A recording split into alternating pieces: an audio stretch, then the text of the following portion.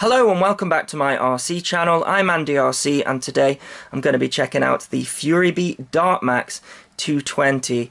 Now Furibee in the past have been responsible for making one of my favourite bind and flies, and that was the Furibee Futon 200, and it looks like this one has got that same kind of quality to it. Now sadly they have discontinued the Futon 200. I think it's probably because the components are getting a little bit old and maybe they're struggling to get hold of some of those. Now, for example, the on-screen display on the Futon was multi-wii, and now we have Betaflight on-screen display. So I don't know whether we're going to get an updated version of the Futon. I hope that we do, because it's a great model. But recently Furibee have been releasing these new models. So we've got the DarkMax here, we've got one called the Nebula and one that they're releasing called the QAV as well, so maybe they're branching out with different models. So yeah, I don't think this is a replacement for the Futon. However, it does have some interesting specifications. For example, the Futon was very light at 285 grams with a antenna, propellers and battery strap. This one a little bit heavier at 299 grams, but the Futon was stuck at a 4S, whereas this one, according to the specifications, will take up to a 6S battery, and that's pretty phenomenal. Now, I don't think I would use these stock propellers with anything more than a 4S. These are the Gemfan 5152 tri-blades, and they are the props that came with the B-Fight, and they just drew far too many amps and the beeper would go off at the top of the throttle. So I don't think I'd use these props with anything more than a 4S personally. Probably use some DAL Cyclones, maybe the 5045 or 5040 props with the less pitch there. Anyway, let's take a look at some of the specifications of this. We have got DYS motors. They are the SR2205 2550 kV Racer Edition motors. Now, I couldn't find much information about these motors. The Racer Editions that I've seen on the internet look different than this, so I don't know if this is a new model, but there you go. And then the frame, it's a True-X frame, by the way. It's 4mm carbon, feels very lightweight, very strong. We've got braided cables here, and then we have got a all-in-one stack. This is called the R-Tower Pro Plus, I think. So it consists of a 4-in-1 BL Halley S ESC, and it's D-Shot 600, so it's not BL Halley 32. Which is a blessing really, because at the moment you have to mess around with different firmware on the flight controller to get that. So then we have the Omnibus F4 SD edition. So if you look, I don't think the camera's going to pick up, but you can put a 32GB micro SD card in there. It's also got a built-in VTX, so we can see they've got a little antenna, and then that has a pigtail coming up to the back there, and that is power switchable from 25 milliwatt to 100 milliwatt to 200 milliwatt. Then we have got a 48 channel VTX as well, and we have the channel selector there. We've got two different sets of lights, so we've got some blue lights for the band, and that's just a couple second press, and you have to do a couple second press every time to switch the band, and then it's a single press to go through the 8 different channels on there, and those light up as well. As for the power, there's no instructions for this flight controller, so we have a power button there, and there's 3 different lights, but I'm going to check the power output a little bit later with an Immersion RC power meter just to check that. But this is the FR Sky version. It comes available with Fly Sky and DSMX and a plug and fly as well, if you want to check that out.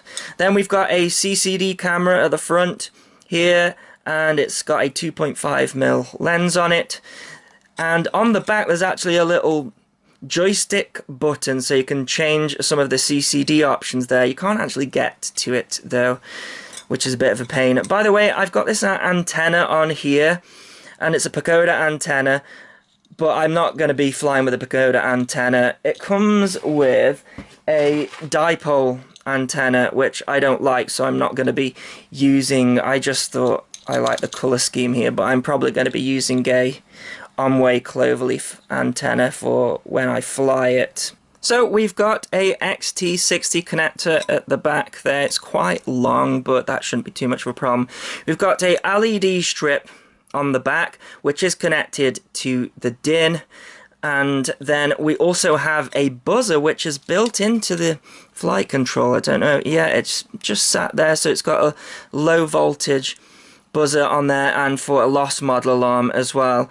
These braided wires here, they are a little bit loose. They could do with having some cable ties around them, really. Also, you get given this battery strap here, and it's quite difficult to feed through because the motor wires get in the way, but I did manage that. I also added some silicone on here as well from another kit that I've got, otherwise the battery would slide around. So Betaflight setup was pretty straightforward.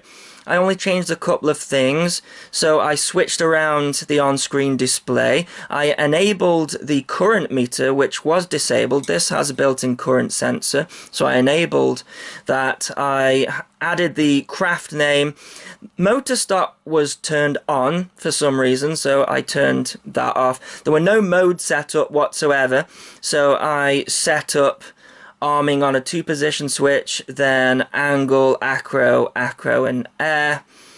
And I set my rate to 0.8. I lowered the D a little bit because it's just stock Betaflight PIDs. And I had to change the channel map from AETR to TAER.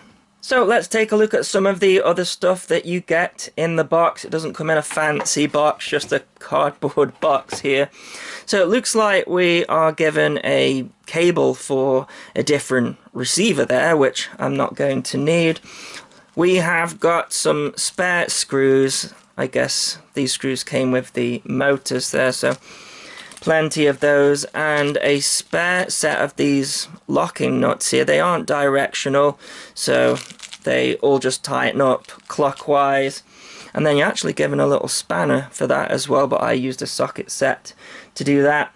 You're given a spare battery strap, but I think the intention there is to fit a session on the top there, and I think that's set at 30 degrees, I think the instructions say. So you put your strap around there and your GoPro can go on there. I already talked about this linear antenna, which I'm not going to use because I'm going to use this instead.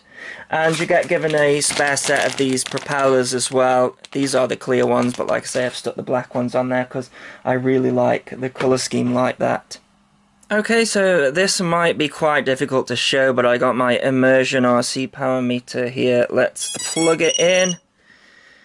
So we're getting 20 milliwatt there with no lights on here, and then if I press the power button, so we got one red light on there, and that shoots up to 120 milliwatt, so a little bit more than 100. And then press power again, 270, so yeah, more than 200. And then back to about 18, yeah, that's about right. It's about right, because as the system heats up, the milliwatts will decrease slightly. So yeah, so we got 2 sets of lights and then no lights. So no lights is 25 milliwatt. The next one is 100 and, well, yeah, it's saying 100 now. So I guess they are going off after it's been switched on for a while. So 100 now, and then, I don't know, that last one, that one is still quite high, 250 milliwatt up to 300. So yeah, that is the power output. Okay, let's go for a takeoff. It's just stopped raining. Just have a little fly around, see what it's like. So this is using a 1300 milliamp Tattoo R-Line 4S, and just as I thought, plenty of power.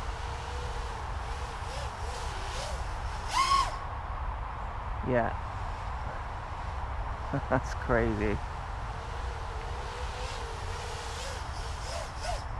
So it weighs like this without a GoPro and a battery. It's weighing 466 grams.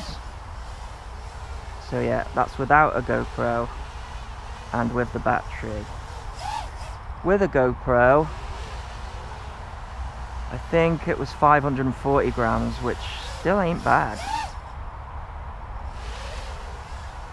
Not hearing the beeper go off either, which suggests that it's not too bad on the amps. But we'll have to see when I do FPV. By the way, this receiver, it's the D8 receiver. I think it's the same one that's on the B-Fight. And it seems fine. I think I prefer an XM Plus. You know, just for peace of mind.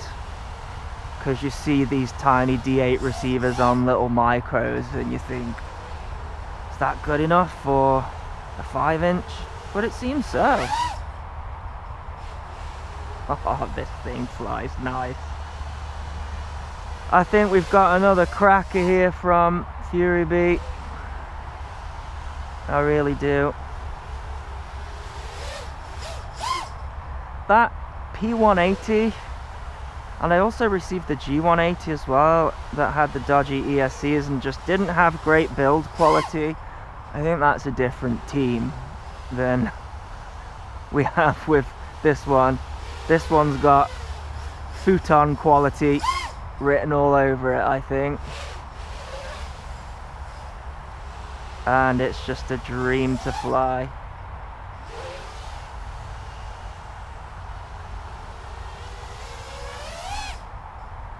So smooth, controlled, and it looks nice as well.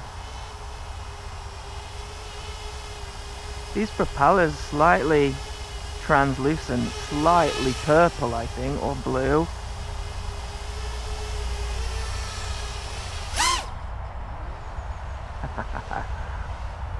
Oh man, imagine this on even just a 5S, never mind a 6S. Absolute beast. And the low kV motors means that not too antisocial either, but I bet it could be on a 5S or 6S. Anyway, let's go in for a landing. So I don't own any 6S batteries because I'm not a maniac, but I do have a 5S battery. It's a 1300 milliamp. It's a R-Line Tattoo battery. Now I've switched the props out for this because I think the stock props are going to draw too many amps. But when I landed this from the first line of sight, these motors weren't even warm, so yeah, I think the motors are going to be alright. It's just whether my nerves are going to be alright. By the way, for FPV, I've adjusted the camera angle because I don't like the crazy camera angles. One thing to note though is that the bottom of the camera has got a little plug on it and it gets in the way of this little bolt here. So what you have to do is completely take the screws out and then move that plug past the bolt if you want a more flatter camera angle. Of course, there's nothing you can do about the GoPro, that is fixed there. Personally, that's the only downside to this frame for me. I like to have a flat top so that I can choose my own mount for the GoPro, so I can have whatever angle I like. But models such as the Shuriken X1, they were the same. There's a lot of models out there as well, and I tend to not run a GoPro these days. Anyway, right, so the moment of truth. These props, by the way, they are the Dell Cyclones. They are the 5045, and hopefully nothing will catch fire. I've come out here a little bit further, so let's arm it and see what happens. So it's staying on the ground. I'm going to be very careful on the throttle. No fires yet. Let's see what the throttle response is like. It's alright, but it's just going to be when I throttle up, it's going to disappear, isn't it? And it's much louder as well. So yeah. Wow. So this is fine on a 5S, it seems. But look at that power, it's ridiculous. Reminds me of when I flew the Wizard X220S on a 5S for the first time.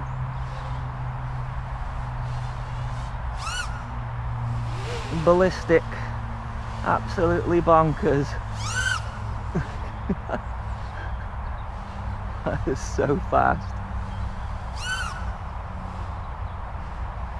Yeah, I'm impressed. So really, this is what I wanted out of the Coppice, but the motors aren't rated for a 5S. Well, GearBest website says I can use a 5S with this one. It also says I can use a 6S, and actually I have gone and bought a 6S, but it's not here yet. Just one of them because they're expensive. Is it needed though? I mean, this is absolutely ridiculous on a 5S. I mean,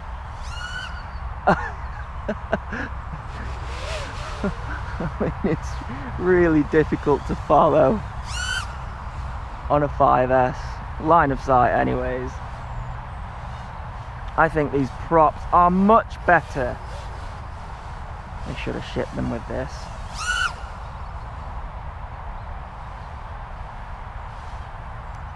Oh man, this is so much fun. Yeah, I think we got a good model here.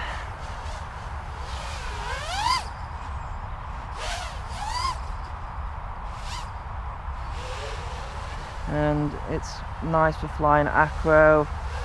Doesn't feel like it's too scary. Okay, let's land it. I'm just interested to see how warm these motors are. I describe them as lukewarm. So where this model really did catch me out was with the FPV camera, because it's a 16:9 camera.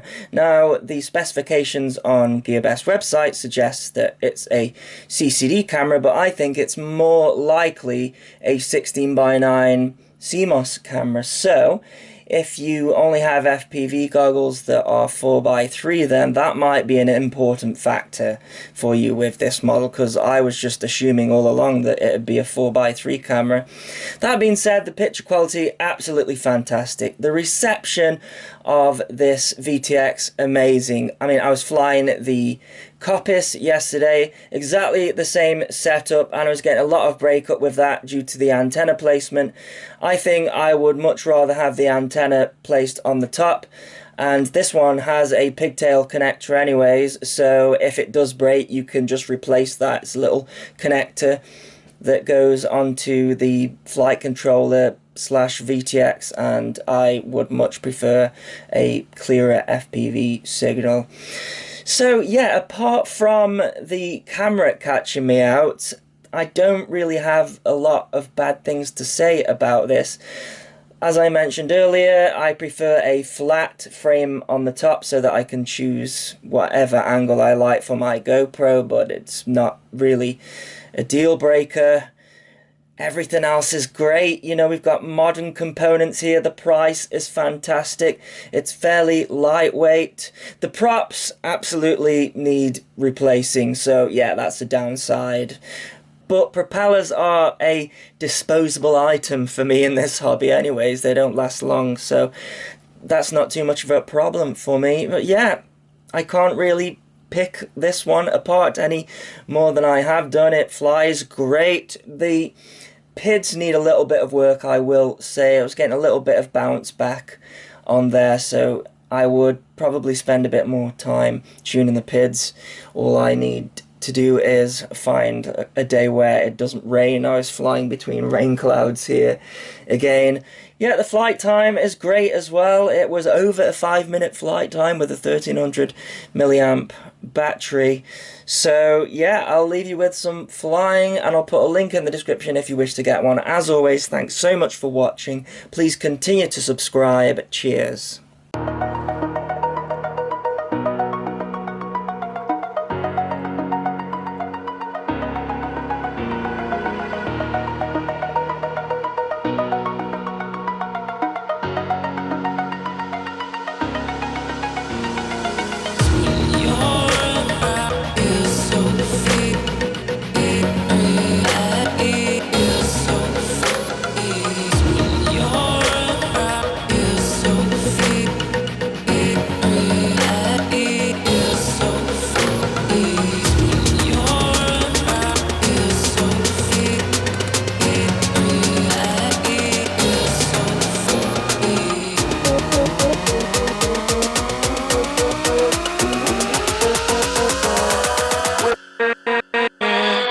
With